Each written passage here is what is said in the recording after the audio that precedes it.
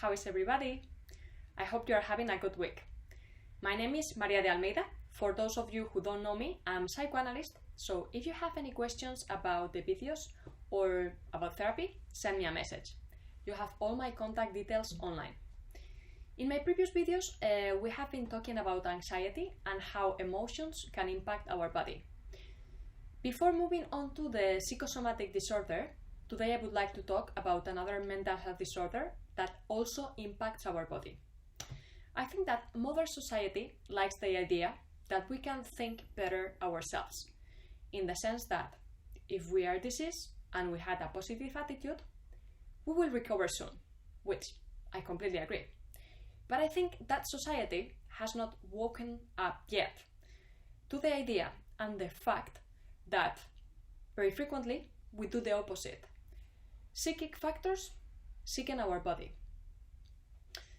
There are, on average, a third of the people who are going to a practitioner with physical symptoms. Those symptoms, in the end, will be medically unexplained. Let's have a look to another mental health disorder that could explain these physical symptoms which traditional medicine cannot explain. This mental health disorder is hysteria. I know that when you listen to me saying hysteria, you are going to think about these medieval ages in which people were treated with electroshock. Hysteria is very common today, even when you are a bit shocked. Many skin diseases, especially chronic dermatitis and many allergies, have hysteria as an underlying psychic structure. They are very related to the psyche. This is even very obvious to the patients because they realize that their outbreaks are related to events that touch them deeply. Like it could be, for example, exams for students or where entrepreneurs are launching a new project. So, symptoms are not random. What Freud discovered with hysteria is that whatever we are not capable to elaborate psychically is going to impact our body. Let's try to understand this a bit more deep. Hysteria is a mental health disorder and, as many other neuroses, is a position in the language. Good news is that, as such, we can change it. With psychoanalysis, we can change our position in the language. Why does hysteria happen? It happens because of repression. Remember, from repression, we can only know about when it fails, because when it fails, what was repressed comes back in the form of a symptom. Let me try to explain you this mechanism a bit slower.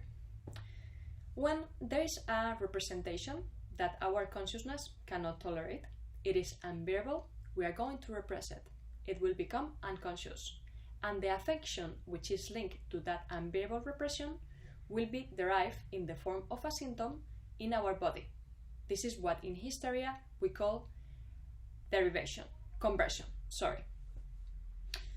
This would mean that we don't feel at all any affection. This is very characteristic of hysterical people.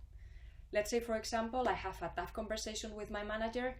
He told me something very harsh and I don't feel anything, but I have a sore throat. This would be basically, I just couldn't swallow what he told me.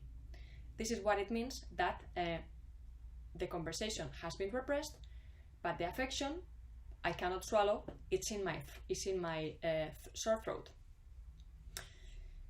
It's also very important to highlight that in hysteria, the symptoms do not correspond with anatomy. Let's say, for example, I have a stroke. If I had an injury in my brain, maybe I would have half of my body paralyzed. But with hysteria, it can happen that I only have paralyzed, for example, an arm. Another characteristic of the hysteria is that, as I mentioned before, symptoms are not random.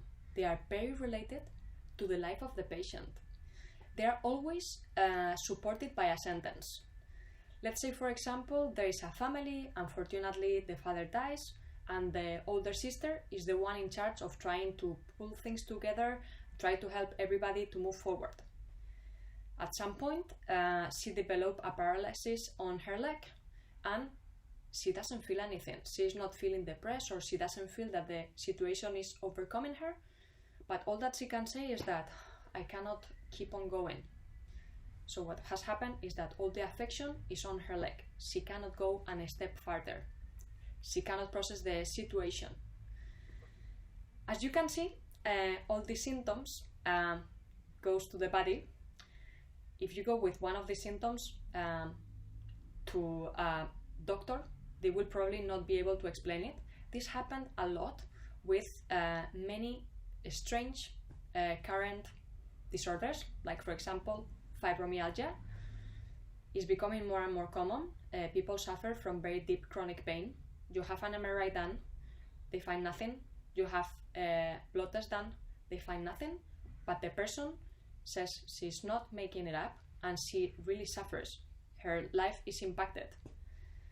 According to psychoanalysis, fibromyalgia could have as an underlying psychic structure hysteria. If that was true, we could cure it. I hope you're enjoying. In my next video, we are going to begin to talk about psychosomatic disorders. Thank you.